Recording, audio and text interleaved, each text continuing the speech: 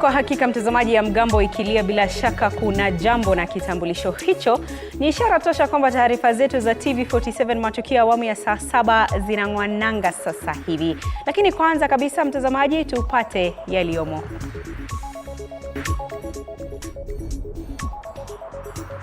Mamlaka ya kutathmini utendakazi wa wahudumu wa afya sasa itashirikiana na asasi za kupiga msasa hospitali. Approach in strengthening the health system. We need to make sure KEMSA is functioning like a well-oiled machine. Uhasama waanza kutokota kati ya wakulima wa majani chai, wasimamizi wa bodi na wakurugenzi wa shirika la KTDA kuhusu malipo kwa mamia ya mawakili. Kamati ya bunge ya kilimo yafanya kikao na kampuni ya SBL Innovate Manufacturers Limited kuhusu usambazaji wa mbolea inayosemekana kukosa kuwafikia viwango vya ubora. Na tamasha za maigizo za wanafunzi wa shule za upili zazidi kunoga katika chuo kikuu cha Embu.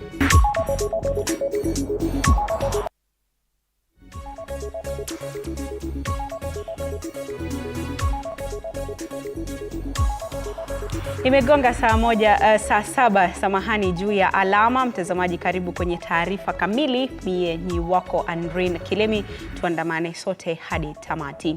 Mzozo unaoendelea kati ya wakulima wa chai, bodi ya chai ya Kenya na usimamizi wa maendeleo ya chai ya Kenya KTDA na baadhi ya wakurugenzi wake wa zamani kuhusu mpango wa kulipa mamia ya mamilioni kwa mawakili wa kampuni yao. Takriban mawakili 14 kutoka makampuni tofauti ya mawakili waliwakilisha bodi hiyo kwenye kesi ya kilimo chao, ambapo usimamizi wa bodi hiyo na muungano wa wakulima wa chai waliwakilishwa mara 2 mahakamani na pande husika zikafikia makubaliano ya suluhu kamili. Mimi nataka kuambia chairman wa Board of Kenya Bwana Kahio, hicho kipengele cha 13 ambacho mmeweka hapo cha kusema ati wakulima walipe mawakili ambao walipatiwa kazi na watu ambao tuliondoa kwa ofisi, haitawezekana. Haitawezekana. Na mimi nasema hivi nikiwa na hawa wakulima hapa na nikiwa na idhini ya hawa wakulima. Na hawa wakulima nataka waoneshe hawa wamesema kwamba wale watu ambao wamekuwa wakinyanyasa hao, hatuwezi kurudi kwa mfuko yetu kulipa hao. Haiwezekani. Haitawezekana. Mkulima ametafuta pesa na tabu sana. Tunanyesewa kwa masaba, vikapu tunabeba, na hivi vikapu tunabeba tukipeleka kwa center, sasa inakuwa ni pesa. Sasa hiyo pesa ndio sasa zinakuja kukatwa, zinapelekwa makotini. Hatutakubali hiyo. Tumesikia kuna pesa kuna sendekana tutakatwa juu ya ile makesi wale walikuwa bereni walipeleka huku kwa koti. Sisi tumekataa, tukiwa wakulima wa hapa tumekataa, na tukasema sisi wote wakulima wa area hii tumekataa, na sisi hatutakatwa hiyo pesa ya vijana ya kangaru, huku wanafunzi wakitumia fursa hiyo kuimarisha talanta zao. Akizungumza pembeni mwa maonyesho hayo, mkurugenzi mtendaji wa KICD Charles Ong'onda amesema kuwa tamasha hii itawawezesha wanafunzi kuhitimu njia mwafaka na kukumbatia vipaji vyao watakapomaliza masomo yao. Aidha, mwenyekiti wa maonyesho ya kitaifa ya filamu Christopher Odhiambo amebainisha kwamba maonyesho hayo yataendelea kuwa kitovu cha ubunifu wa sanaa na kuonyesha kile ambacho wanafunzi wanasoma madarasani. Brings together all the children and young adults in our country, beginning from the early year education right to the university level, where we are tapping on the latent artistic potentials of our learners in terms of drama, that is plays, and also we have other genres such as creative cultural dance. We have the mime, we have solo dances, we have verses, both solo and choral. We have also introduced mime and solo dance specifically for secondary schools, which were not there previously. I just want to assure the country that even in relation to the festival here, as the learners are pursuing the creative arts as a learning area, as we go to grade 10, the beginning of senior school, we have already identified that those children who are interested in the performing arts pathway will be able to go to visual arts if that's what they want to do. They will be able to go to music and dance. Others will be able to go to theater and film. Na mbunge wa Bumula wa Mboka Wanami amepuzilia mbali ziara ya waziri wa barabara na uchukuzi nchini Kipchumba Murkomen wiki jana kwa kile anachosema ilikuwa ni ziara ya kuwafumba macho wakazi wa Bungoma. Akizungumza katika hafla ya kuwainua wachuuzi zaidi ya 1000 kutoka eneo bunge lake, Wamboka amesikitikia ziara ya waziri huyo, akisema kuwa hakuna barabara itakayojengwa ambayo waziri aliwahakikishia, na ni kauli ambayo mtazamaji iliungwa mkono na mwakilishi wadi wa Kimaet Jack Wambula, ambaye ametoa wito kwa serikali ya Rais Ruto kutimiza ahadi kwa wananchi. Mimi nataka kuambia Mheshimiwa Ruto, tukiwa hapa Bungoma, stop taking us for a ride. Hiyo safari ya Murkomen amekuja hapa Bungoma juzi ilikuwa sisi kutupaka matope kwa macho. Hakuna kitu moja Murkomen alikuja kufanya hapa. Hakuna. Barabara zetu zote zimesimama. Sisi tuli expect Murkomen akikuja hapa aseme Mateka Mianga contractor tumefukuza huyu mwingine hapo kwa sasa. Anakuja kusema ati advertise barabara ya Dorofu. Hakuna contractor amekuja hata mmoja. Non responsible. Ni kwa sababu Wakenya wamepoteza imani na serikali yako. Na watu wa Bumula kwa wingi walipiga kura wakipigia President Ruto. Ukweli ama si ukweli? Ukweli. Kwa nini maendeleo inapokuja katika Western, katika Bungoma, Bumula inaacha nje? Sisi tutakubali namna gani kuendelea kukuunga kama hutupatii maendeleo? Yale yote umetangaza ni kutangaza tu kwa makaratasi, lakini hamna kazi inaonekana katika ground. That's why we have a problem as leaders who are elected on Kenya Kwanza to continue supporting what is not there on the ground. Na wakazi wa Soi wamelalamikia muda mrefu uliochukuliwa katika kukamilisha ujenzi wa barabara ya Tarbo Soi. Ujenzi wa barabara hiyo ambao umekuwa ukiendelea kwa miaka 3 ambako usafiri wa eneo hilo umetatizika. Aidha, mwanakandarasi anayejenga barabara hiyo ameomba wakazi kuwa watulivu, jitihada mwafaka zikiwekwa kumaliza ujenzi wa barabara hiyo.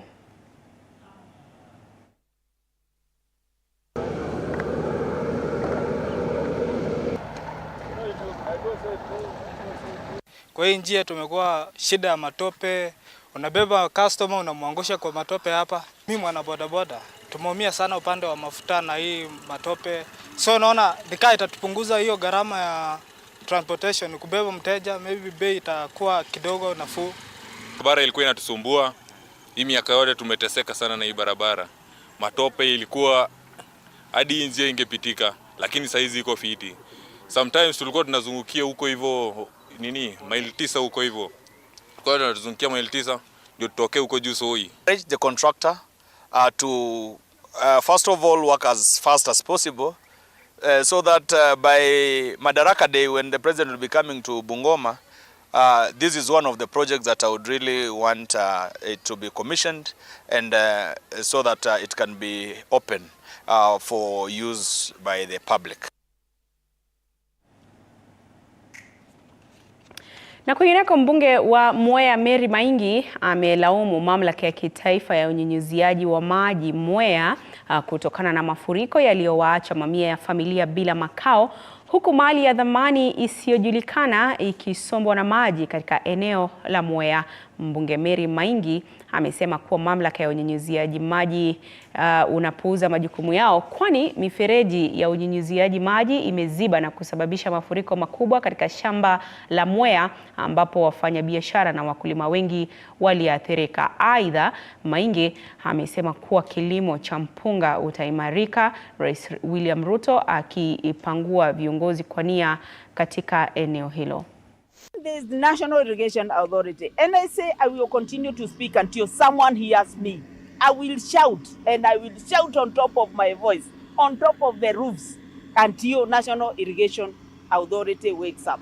They cannot be taking us disrespectfully the way they do.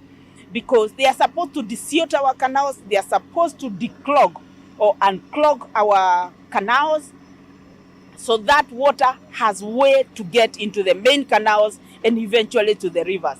That they don't do. And I say their priorities are very misplaced.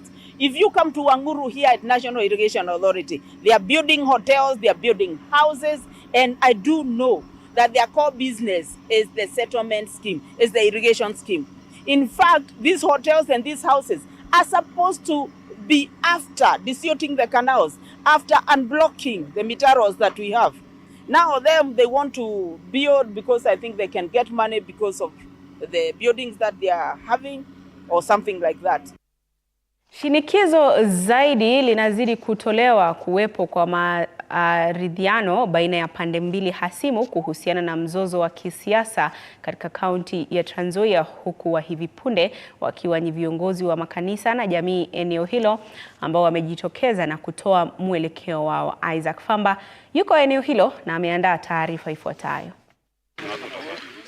Huenda mawimbi ya kisiasa na uongozi kaunti ya Trans Nzoia yakafikia kikomo iwapo pande mbili husika zinazohusisha Gavana George Natembeya na Speaker Moses Wetangula zitazika tofauti zao na kufanikisha maridhiano. Wakiongozwa na David Walubengo ambaye ni naibu katibu kwenye muungano wa maaskofu kaunti ya Trans Nzoia, viongozi hao wamependekeza kujitolea kufanikisha maridhiano baina ya wawili hao.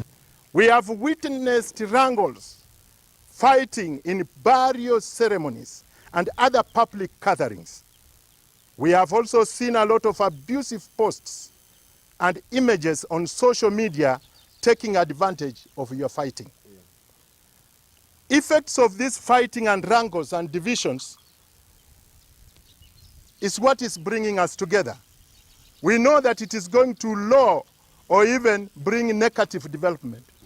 Hali kadhalika kamati ya wazee kwenye maridhiano haya imekariri umuhimu wa viongozi hao kuelewana na kutafuta amani.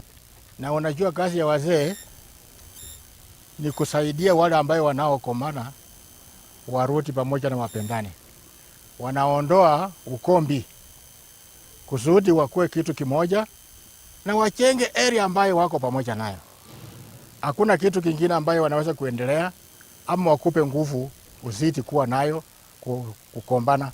George Natembeya akiwa mheshimiwa ambaye tunampenda, mwenye kuchapa kazi, arudishe mbio zake chini. Arudi nyuma. Asiendelee na kupika kifua na kutusi wale walitangulia mbele. Ajue kwamba wale walitangulia mbele tuliwachakua na yeye pia tulimchakua. Ikumbukwe mvutano baina ya wawili hao kwa sasa imebainika kwenye bunge la kaunti, huku wakilishi wadi wakionekana kutofautiana hadharani na hata kupelekea mirengo miwili bungeni humo. Ni aibu kubwa sana kiongozi kama Speaker wa National Assembly kuenda kuita waheshimiwa kutoka Trans Nzoia County kuenda kule kwake nyumbani, alafu wanaanza kujadili vile wanaweza kuanza kukashifu na kujadili mpango wa kutoa viongozi hapa Trans Nzoia County. Wasi kinaka ubaga ajane na bunge letu Trans Nzoia, ajane na minority leader, awajane majority, awajane deputy speaker with our speaker. Hii si vita ya speaker na bunge, hii ni speaker anataka the governor. Na pifadhi wa governor anataka kucause confusion hapa ndiye afikie mheshimiwa governor. Hiyo haitafika. Isaac Famba, TV47 ikiwa kaunti ya Trans Nzoia. Asante sana Isaac Famba kwa taarifa hiyo. Na muungano wa madaktari nchini sasa umesema kuwa utashirikiana na wahudumu wa afya kutoka hospitali za kibinafsi kuungana na mgomo siku 7 zijazo. Madaktari hao pia wamekashifu usimamizi wa hospitali ya rufaa ya KU dhidi ya kuajiri madaktari kutoka nje na kuwalipa mishahara bora. Wataalamu wamesema wamechoka na mambo ambayo yanaendelea. You cannot perpetrate injustice and think that you will walk scot-free on this good earth. That is a message to our government. The government has taken a position of political betrayal. Deals are signed and then rubbished as if they never existed. This can work in the political space. Tunakumbuka MOUs. But you cannot play politics with people's lives. It is not only immoral, but a betrayal of responsibility assigned to you as a government to protect life and provide the highest quality of healthcare. We need to debunk this myth that the government was forced to sign a document. No one can force the government to do anything. And that's the reason this strike is continuing, because no one is forcing the government to do anything. So, SRC chair was quoted as saying, and I quote, "The middle class and the high class are not who pay the higher taxes, do not seek services in the public hospitals, and therefore they are not affected by this doctor strike." Shame on her. The implication of this is that as long as the political class is not affected by this doctor strike, nothing will be resolved. This is probably the reason that this strike has been handled so casually. The concern thus we are having as average Kenyans who rely on the public health sector for their treatment, which these doctors behind me serve, is that they are being denied healthcare services.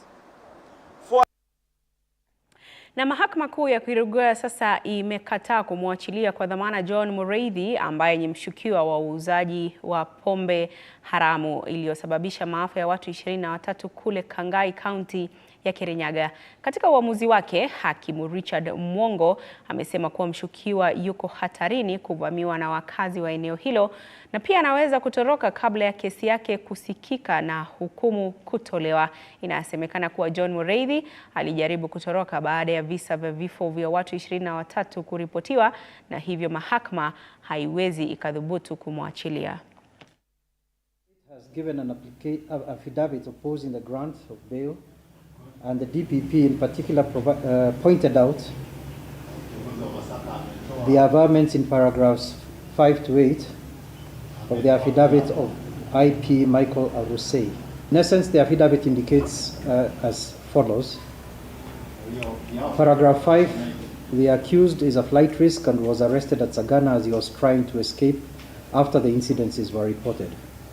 This has not been responded to or opposed by the accused. Paragraph 6.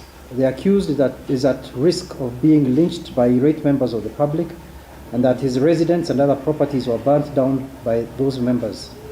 This also has not been contested. Mji mkuu wa utalii wa Malindi katika kaunti ya Kilifi imewaalika Wakenya wawekezaji zaidi ya 400 wanaoishi ughaibuni ili kujenga jiji la kwanza kabisa litakalozingatia mazingira almaarufu Green City barani Afrika. Jiji hilo litakaloitwa Proximity City of Returns litajengwa kupitia teknolojia ya kisasa. Lucas Njenga ambaye ni mkurugenzi wa Proximity City of Returns ameeleza kuwa mradi huo utajumuisha ujenzi wa hospitali, viwanda, maeneo ya makazi, vyuo vikuu, shule pamoja na maeneo ya burudani. Aidha, ameendelea kueleza kuwa tayari wamepokea mgeni mashuhuri kutoka Ohio, Marekani ambaye ana ujuzi wa kujenga jiji la kisasa ili kuwafundisha kuhusu namna jiji linaweza kujengwa kupitia teknolojia ya kisasa. The assignment we have been waiting for in the city called the one we've been waiting for. And surely our friend Doug, all the way from the beautiful city of Dublin in Ohio, the one city that I know to be a smart city par excellence, is here with us. He is our chief guest for the Proximity Point Diaspora Tech Symposium that is scheduled to start tomorrow, and he is here to give us insights and wisdom and knowledge of how a city like Malindi, and indeed the Proximity Point City of Return, could be a smart city. We want to let you know that this is not just for those who will be able to physically attend this amazing groundbreaking tech symposium, and it's not just for the people in the diaspora, although we are the diaspora bringing it over to you. This is open to all. Those who can Na wenyeji katika eneo la Longisa, kaunti ya Bomet, wamelalamikia kuzorota kwa hali ya usalama, wakisema shughuli zao za kila siku zimesitishwa kufuatia mashambulizi. Wakazi hao wameelekeza lawama zao kwa maafisa wa polisi, wakisema kuwa juhudi zao za kurejesha amani kwenye eneo hilo hazijafua dafu, kwani kila mara wanapoleta washukiwa wa maafisa wa usalama wakiwa na ushahidi wa kutosha, hatua hazichukuliwi. Bernard Koech anasema kuwa alishambuliwa na mtu anayemfahamu, ila tu juhudi zake za kutafuta haki hazikufanikiwa. Tuko na insecurities mingi hapa Longisa. Tumekuwa na watu wenye wanazunguka usiku wakikata watu, wakiiba vitu vya wenyewe. Kuna incidents mingi. Tukienda kuripoti kwa police, mpaka hata tunamchukua mtu tukiwa na evidence anaachiliwa. Na tuko na maaskari hapa Longisa ambao wametulea down. Mpaka sisi wananchi tumejitolea tukajilinda huko villages. Tumetoa teams zenye tunazunguka village tukitafuta hao wezi. Kwa hivyo tuko na shida na tunataka sasa kupeana majina za hao maaskari wenye wametutesa hii Longisa. Mmoja akafuruta fimbo nilikuwa nayo akanigonga. Sasa maaskari kufika hapo wenye tulikuwa nao sasa wakatoroka. Mjamaa sijui alipata wapi panga akanikata kichwa na akanikata mkono. Kwenda kuandikisha statement yangu ikatupwa na mwenye alinikata anaendelea kusema ati ni mwanajeshi. Sasa hata kama yeye ni mwanajeshi, bwana alinikata mara mbili. Na siku mfusa, siku mkonga, siku mkata.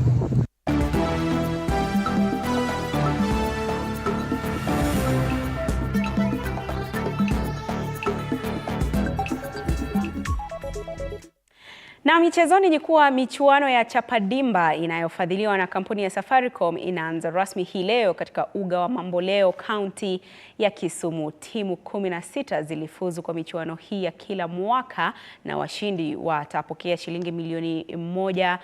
Timu zitakazomaliza katika nafasi ya pili na tatu zitajishindia shilingi nusu milioni na shilingi robo milioni mtawalia.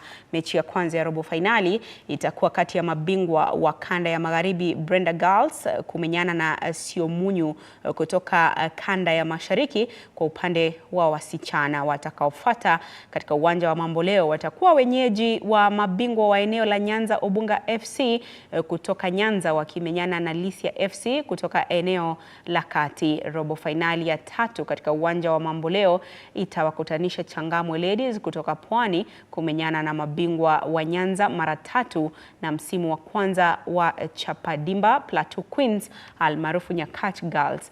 Mechi zingine ambazo zitashuhudiwa ni kati ya Bandari dhidi ya Wajir All Stars katika uwanja wa Moi.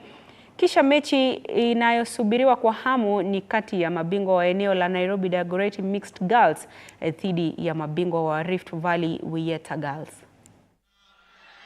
Bila shaka tena ujumbe kwamba kila mmoja ataweza kusikia kuona kama katika tournament hii baada ya tournament kukamilika katika msimu huu, wachezaji wengi tu tunawaona wakicheza katika ligi za Kenya, tunaona kucheza pale nje ya nchi wakiingia kwenye akademia.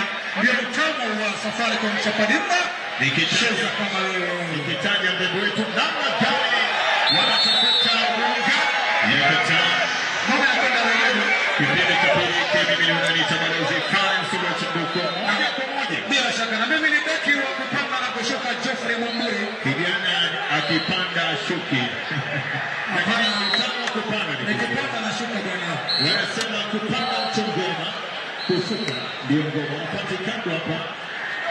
Vijana wa Kisumu walipiga mechi zao katika uwanja wa Moi ambapo timu ile kama Ibari wanacheza kule, timu bila shaka baadaye ndio wanakuja hapa Changamwe Ladies wanatoka pale Magongo. Vijana na wafahamu sana Changamwe hatari kule namna gani wanakosa wanaanza kupesa kabisa. Vijana Naisa piga ngoma ile gevinji sema leta huko cheza pembeni kama unaingia karibu sana babu nitoke na msafari kwa mchapa nyumba elisha na mwene epapo marke kunyata tuone nyime na sana la kipya tuwe tunalunga na kaunti ya Kisumu gine babu tukege egwenge baginyanza mapema kabisa. Kabisa. Analegeza ulimi. Inapendeza kwa kutoka kumzungumzia yule dada ambaye kwamba alichupukia sijui kukata kalima. Kijana Gentex Sikangwa. Gentex Sikangwa melimo. Kijana anatoka papa Shinyano tu. Lakini leo